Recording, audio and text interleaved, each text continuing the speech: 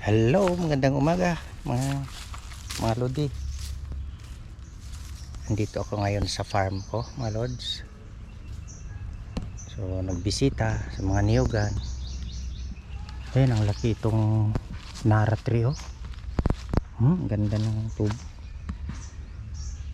Pag ganito kasi, mga lods, kung yung dahon niya ganito na makapal, may time kasi ito na nagpapalit ang dahon, right? So ito, nagtabas-tabas ako, mga lods. Ayan. Ang ganda ng hangin, ang presko, fresh air, right? Yes, okay, alright, fresh air. Ano natin? Ayan, mga lodi, tubuhan, taniman ng tubo. So bago lang na-harvest yan, karaang buwan, 2 months na yan, o 3 buwan na na-harvest. Alright, shout out sa atin lahat. Ang ganda ng hangin, oh. May bulak-bulak pala ito. Alright, nagtabas-tabas lang ako saglit, mga lods. Binisita ko tong mga niyog. Ayan, oh. Ayan. Alright, maliliit pa pero yung iba malaki na. Ito, ano? At the same time, kinukuha itong bunga, pinapakopra, right? Okay, alright.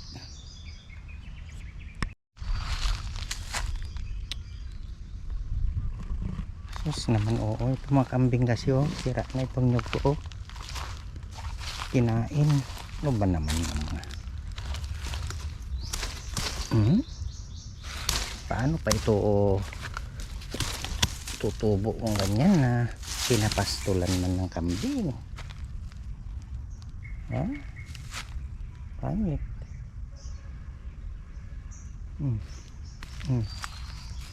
Bis makarecover hindi.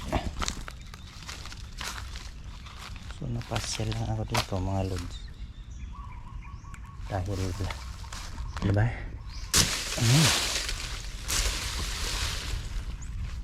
pati dito batik pa, may mga nagpapasulang kambing, sinisira itong dahon ng niyog, oh.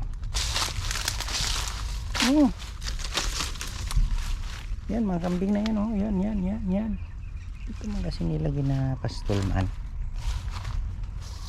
oh. Bago lang ito na harbisan, mga lodi. Okay,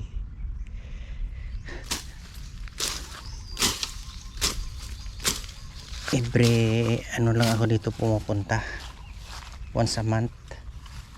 So bisitahin ko lang tumatanim ko dito. So ganito naman, pangit ng pagkakatubo. Ano nangyari dyan? Putol-putol, kagagawan ng kambing ito pa, yung mga kambing na yun, oh. Yan, oh, yan. Ay, ito, tinanim ko to last 2023. So, 22 yata, 23. Basta yun. So, po 4 years na. Right? Okay. Ito, malalaking nyog ito, mga lods. 4 years. 4 to 5 years. Ano na ito, magbubunga na. Super na, ano lang, na sira lang itong paglaki nila dahil hindi umulan ng ilang buwan.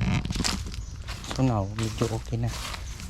At kasi kaya nagtutumbahan ito, tanggalin ko na lang yung mga patay na dahon, mga lod. Right, ito yung motor ko, doon ko pinasta. Ayan, pinark. Right, okay,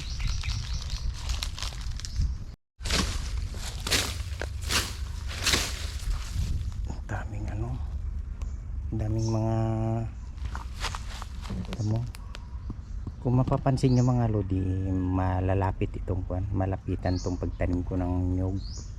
Ayan, ang ginawa ko yan kasi gagawin kong kambal o twin.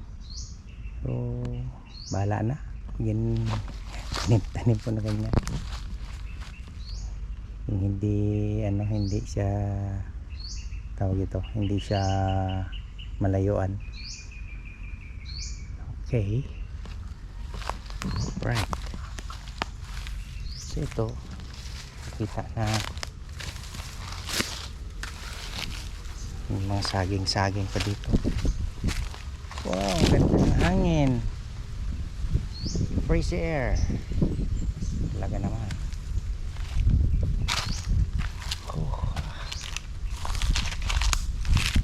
Iba talaga pag dito sa bundok, sa bukid, sa farm, malayo sa amin. Iba ang atmosphere ng crowded kaysa ito dito tahimik, right? Blessed. Nakakalanghap ng fresh na hangin,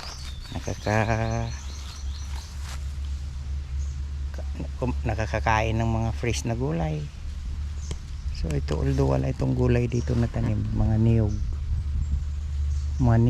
tubo, mga yan, mayroon pa rin naman ditong mahanap na gulay, magtatanim lang, right? Uy, hintik pa ako natumba. Ano ba yun?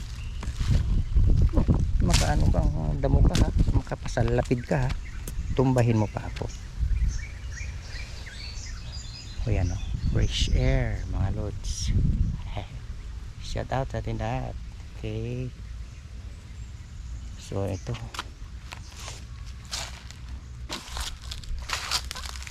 dinadalaw ko lang itong mga tanim dito pag malingat yung mga nagpinili na.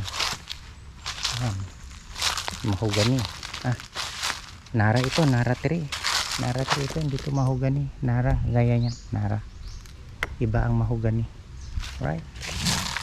Okay, ilang araw sa atin lahat. So dito ko na lang tatapusin tong vlog ko mga lodi. Lumalaw lang dito sa farm, right? So yan, shout out sa atin lahat, magandang araw, right?